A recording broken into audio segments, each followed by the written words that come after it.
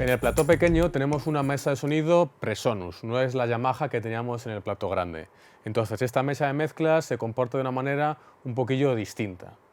Para empezar, lo primero que tenemos que ubicar es, como siempre, el control de máster. Ya no tiene un color rojo, sino un color gris, y además la escala es diferente. Si en la Yamaha subíamos el máster arriba del todo de la regleta, aquí le estaríamos aplicando más 10 decibelios de ganancia. Así que hay que tener mucho cuidado para poner este fader en la referencia de la letra U, que es el equivalente al cero digital de la mesa Yamaha. Además, algo a tener en cuenta es que ya no tenemos un on y un off, sino que tenemos un botón main que tiene que estar seleccionado para que el máster funcione.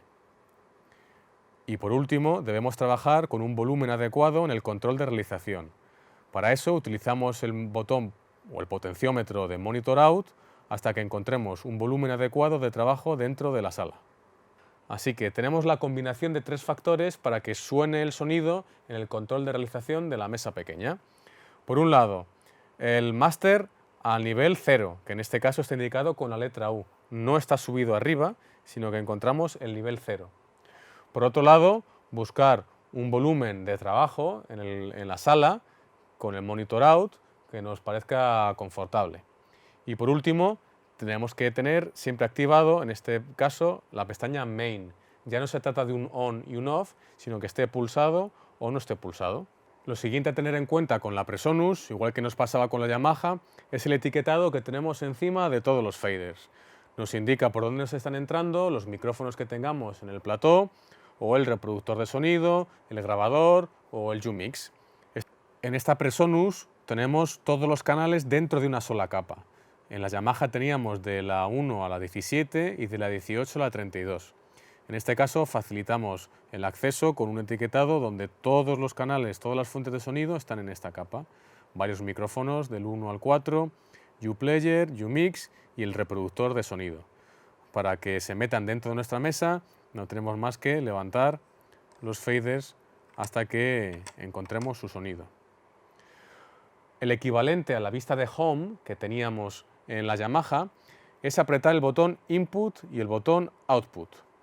Input para identificar que en esta mesa de mezclas, en este caso por el canal 9 y 10, nos está entrando algo de sonido. Así que sería tan sencillo como identificarlo en el búmetro y levantar el fader. De igual manera, si tenemos controlado nuestra salida, el equivalente es trabajar con el output. Para ello, levantamos el 9 y el 10, que es donde estaba sonando nuestra mezcla, y al levantar nuestro fader, tenemos ya el indicador de que por izquierda y por derecha está reproduciéndose nuestra mezcla de sonido, ya sea varios micrófonos, varios reproductores o lo que sea.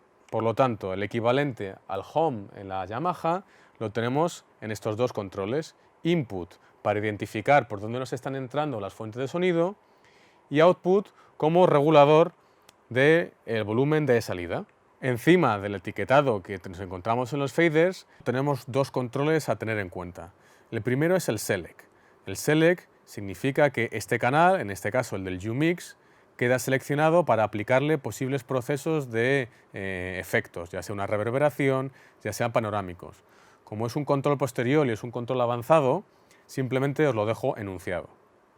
Encima del Select tenemos otra botonadura, que es el Mute o el Mute. Esto quiere decir que si está aplicado, ese canal ya no suena. Esa fuente de sonido, aunque esté entrando a la mesa de sonido, no está saliendo por nuestro máster. Es el equivalente al on y off de la otra mesa Yamaha. Así que hay que tener mucho cuidado de no tener por error seleccionado el control de mute en el canal de turno. Por último, nos encontramos en la parte superior las ganancias. Igual que en la otra mesa, nos sirve para referenciar un volumen de entrada genérico a los micrófonos, por ejemplo, de los protagonistas que tengamos en el plató. Haríamos una prueba de sonido al protagonista que llevará ese micrófono para que en nuestro búmetro, dentro de una zona más o menos estable, se mueva entre una zona verde y con picos de amarillo. Y una vez que tenemos ese ajuste más o menos básico, genérico, hacemos el ajuste fino con los fader para las posibles variaciones que puedan surgir durante el directo.